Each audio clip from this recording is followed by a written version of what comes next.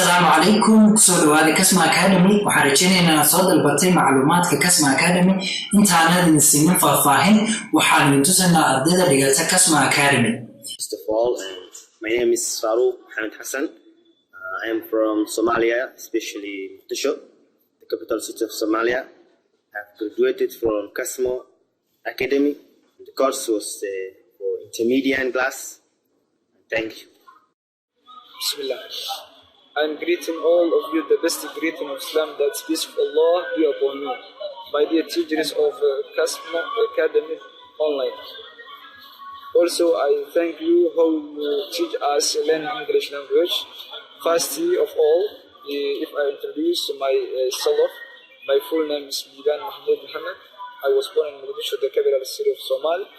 Also, I was born in 1990, but right now I live in Mozambique, especially in Pemba. The main reason that I used to study online, I'm shopkeeper. I work all the day. I have no chance to go to school. My name is Khadr Ismaila, and I am a student at Kasmo Academy.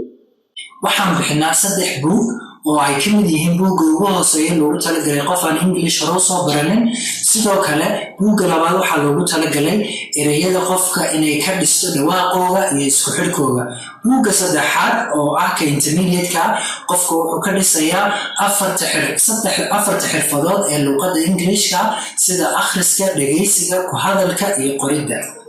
hadda waxaan sameynay qiimo dhimis haddii aad doonayso inaad bixiso labada bilood israaciso waxaad ku dhamaysanaysaa $9 haddii kale waxaad bishii bixinaysaa $6 qofka doonaya qiimo dhimistana labadii bilood $9 uu isku bixinayaa haddii aad danaynayso inaad ku soo biirto ardayda fadlan noo soo sheeg levelkaad isleedahay waad la qaadan karaysaa waxaan ku tusaynaa buuggiisa haddii aad ku qanacdana waxaan ku dari doonaa ardayda Kasmo Academy aad baan idin soo dhaweynaynaa assalaamu calaykum